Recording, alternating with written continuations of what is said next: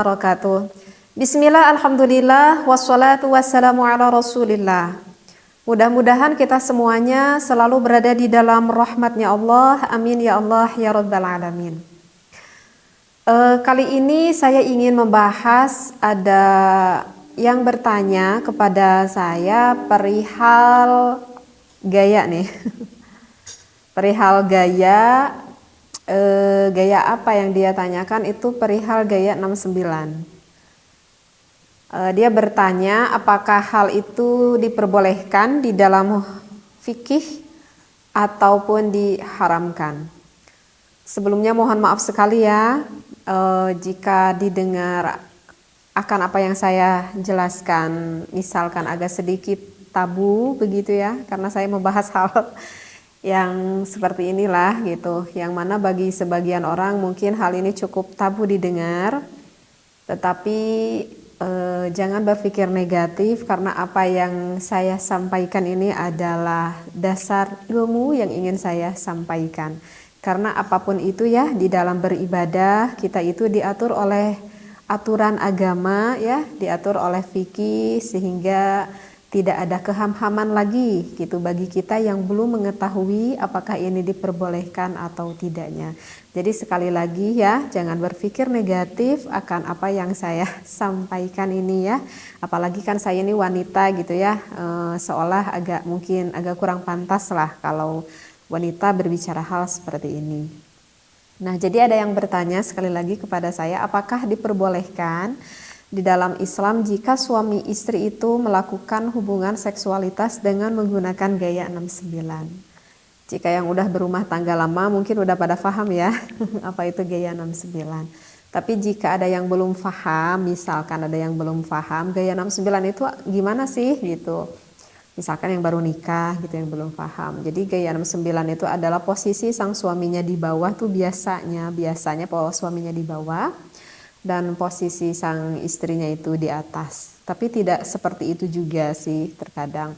Jadi intinya dari gaya 69 itu adalah apakah boleh sang suami itu maaf sampai menjilati ataupun menghisap klitoris sang istrinya, dan ketika melakukan hubungan itu sebaliknya sang istri pun maaf sekali ya dengan bahasa yang saya sampaikan, sampai mengulum Mr. P suaminya. Nah, itu adalah yang dikatakan dengan gaya 69. Jadi saling mencium, saling menghisap, saling menjilat di area vitalnya lah istilahnya seperti itu. Nah, apakah itu diperbolehkan atau diharamkan? Saya di sini berbicara tentang ilmu fikih, bukan ilmu akhlaknya ya. Sekali lagi saya tekankan, saya di sini adalah menjawab dari ulama fikih, bukan menurut perihal ilmu akhlaknya seperti itu. Nah, kalau di dalam ilmu fikih itu banyak ya sebetulnya saya temui di dalam beberapa kitab seperti itu, yang mana jumhurul ulama itu mayoritasnya membolehkan seperti itu. Dalil Al-Qur'annya kenapa dibolehkan tertera ada di dalam surat Al-Baqarah ya, pada ayat 223. A'udzu billahi minasyaitonir rajim. Nisa'ukum harthul lakum fa'tu harthakum anna syi'tum. Wallahu a'lam bil muradi. Jadi kan di lafaz itu dikatakan nisa'ukum. Nah, gitu kan? Wanita ataupun istri kamu itu adalah harful lakum, adalah sawah ladang bagimu. Artinya sawah ladang suami. Fa'tu, maka datangilah gitu ya. Harthakum, ladangmu itu anna syi'tum. Nah, di sana itu ada lafaz anna syi'tum. Kalau kita lihat di tafsirnya, lafaz anna syi'tum itu bermakna aimin aina syi'tum. Jadi bermakna artinya aimin aina syi'tum itu kita boleh melakukan di mana saja seperti itu. Artinya ya di tempat yang diinginkan oleh suami dan juga istri. Kemudian wa mata syi'tum, maknanya itu adalah wa mata syi'tum, kapan saja jika suami dan istri menghendaki boleh dilakukan. Kemudian kaifa syi'tum, dan nah ini kaifa syi'tum, bagaimana saja sesuai kehendak yang kalian sukai, artinya sesuai kehendak yang disukai oleh istri dan juga suami kamu. Jadi ini yang salah satu dasar referensi ayat Al-Quran yang mana membolehkan kita melakukan gaya 69 itu. Karena tidak ada larangan di sana. In kana dzalika min simamin wahidin, jika ada dari lubang yang satu. Nah, di sini ada penekanan yang jelas asal masuknya itu ke lubang yang satu, yaitu ke lubang vagina sang istri. Nah, jadi dalil Al-Quran ini yang menunjukkan bahwa suami boleh bersenang-senang dengan istrinya dengan gaya apapun selama suami dan istrinya itu saling suka, saling meridhoi, tidak ada keterpaksaan antara suami dan juga istri. Nah, itu yang perlu digarisbawahi. Nah, kemudian saya akan membacakan dari referensi kitabnya ya, barusan dari dalil Al-Quran, sekarang dari referensi kitabnya. Di sini dikatakan wattafaqal fuqaha'u, sepakat nih para ulama ahli fikih ala annal jima'a, atas melakukan jima, yahrumu diharamkan fi halataini, dari kedua keadaan. Ada dua hal yang gak boleh dilakukan berhubungan intim, itu adalah fid duburi, jika suami memasukkan ke lubang belakang ataupun lubang duburnya, wafil haidi, ataupun memasukkan milik suami kepada istrinya ketika istrinya itu sedang berada di dalam keadaan haid. Nah, itu juga yang diharamkan ya, udah jumhurul ulama itu udah sepakat seluruh ulama. Wa amma masiwahuma, wa amma dan adapun sesuatu masiwahuma selain dari keadaan dua tadi, yaitu yang dubur dan juga haid, faqad ikhtalafu fihi, maka sesungguhnya itu berbeda pendapat ulama. Oleh karena itu kan saya katakan ini adalah menurut pandangan ilmu fikih, bukan menurut pandangan ilmu akhlak. Faqad qala asy-Syaikh Zainuddin bin Abdul Aziz Al-Malibari fi Fathul Mu'in, berkata asy-Syaikh Zainuddin bin Abdul Aziz Al-Malibari di dalam kitab Fathul Mu'in. Di sana kalau para santri ini udah populer kitab Fathul Mu'in ya. Jadi itu kitab fikih yang banyak sekali dipelajari di pesantren-pesantren. Nah, bagi yang pernah ngaji kitab Fathul Mu'in, di sana kita akan menemui faslun fil kafaah ya. Di sana kita akan menemui faslun fil kafaah, bisa dibuka lagi referensi kitabnya. Kemudian kita lihat agak ke bawahnya itu ada tatimatun ya. Ada tatimatun, di sini ada pembahasan yang mengatakan seperti ini. Jadi di dalam tatimatun itu yang membahas fi bayani ba'di adabin nikah ya, di dalam menjelaskan sebagian adab-adaban tentang nikah. Nah, ada yang dikatakan oleh Syekh Zainuddin, referensinya seperti ini.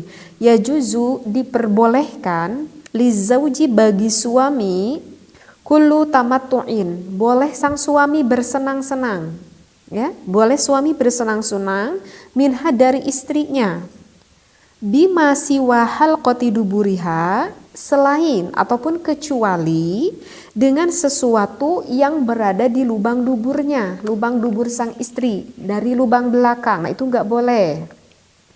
Walau bimasyi badriha. Nah, kecuali nih walau bimasyi badriha, yang diperbolehkan itu walaupun sang suaminya itu sampai menghisap klitoris sang istrinya. Nah, jadi di dalam kitab Fathul Mu'in yang berkata Syekh Zainuddin bin Abdul Aziz, di sana dikatakan hukumnya diperbolehkan sang suami menghisap klitoris sang istrinya. Nah, begitu juga sebaliknya, sang istri juga diperbolehkan untuk mengulum milik sang suaminya yang kita kenal dengan gaya 69 ini gitu ya. Nah, jadi bagi sang suami ataupun sang istri, jika hal itu memang dianggap diperlukan dan saling menyukai, maka tak perlu ada keraguan kalau berbicara di dalam ilmu fikih, ulama di dalam mazhab Imam Syafi'i memperbolehkannya. Dengan syarat sang istri dan juga sang suami saling suka ya, saling meridhoi seperti itu.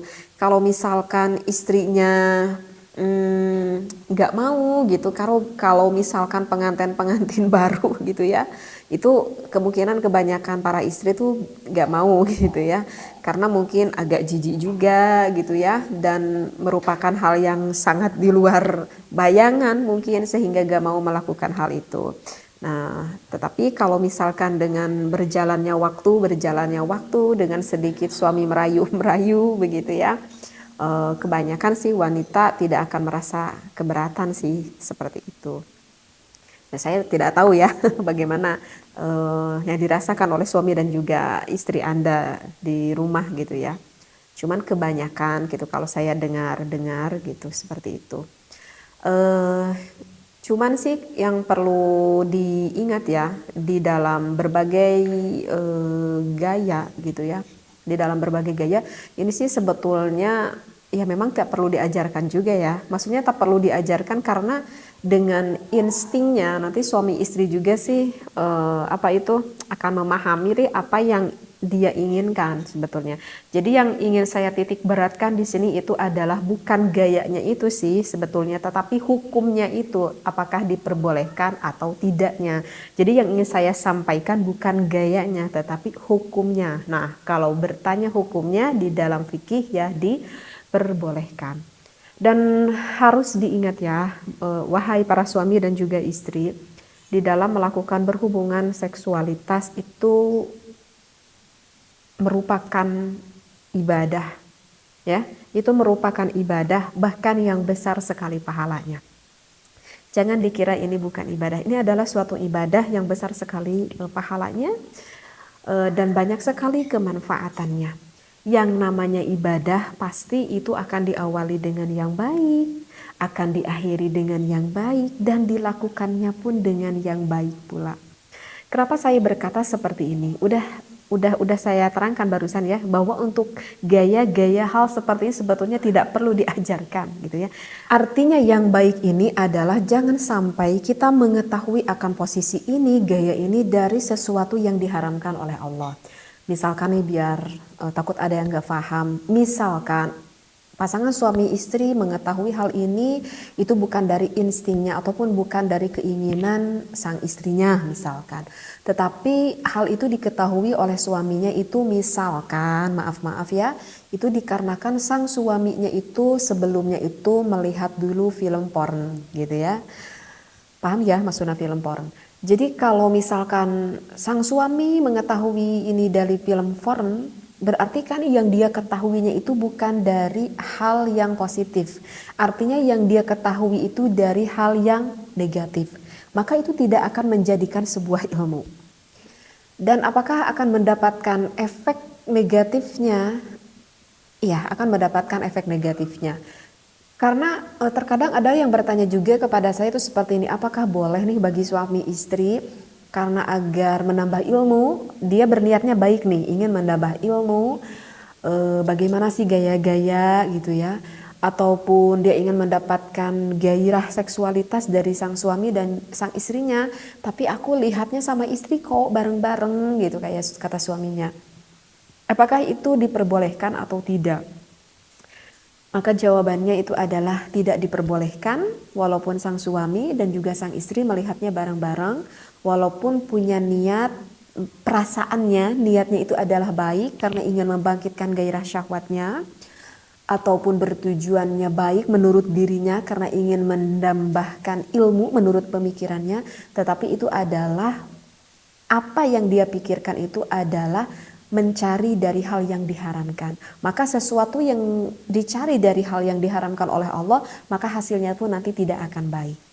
Berbeda dengan saya mengetahui misalkan posisi ini gitu ya, misalkan ataupun posisi yang lain, tetapi saya mengetahuinya itu adalah dari ulama, dari kitab. Saya dikaji ini waktu saya di pesantren gitu ya, saya dikaji gitu ya. Nah itu berbeda lagi, itu memang pure dari ilmu, bahkan itu akan mendapatkan keberkahan seperti itu ya. Jadi yang saya maksudkan memang hal seperti ini nanti dengan sendirinya para suami istri itu akan memahami dan mengetahui. Hanya saja yang harus kita ketahui adalah hukumnya itu. Apakah hukum yang kita lakukan ini betul atau tidak. Agar kita tidak terjerumus akan sesuatu yang diharamkan oleh Allah. Nah kalau misalkan kita gak boleh lihat dulu film foreign itu alasannya kenapa gitu ya. Karena kalau saya nerangkan sekarang nanti panjang lagi ya pembahasannya. Insya Allah nanti akan saya khusus membahas tentang hal itu ya. Jadi apa yang saya disampaikan sekali lagi mohon jangan berpikir negatif begitu ya, ambil positifnya, ambil ilmunya supaya kita tidak terjerumus akan apa yang tidak diridhoi oleh Allah Subhanahu wa taala. Wallahu a'lam wa billahi taufiq wal hidayah. Wassalamualaikum warahmatullahi wabarakatuh.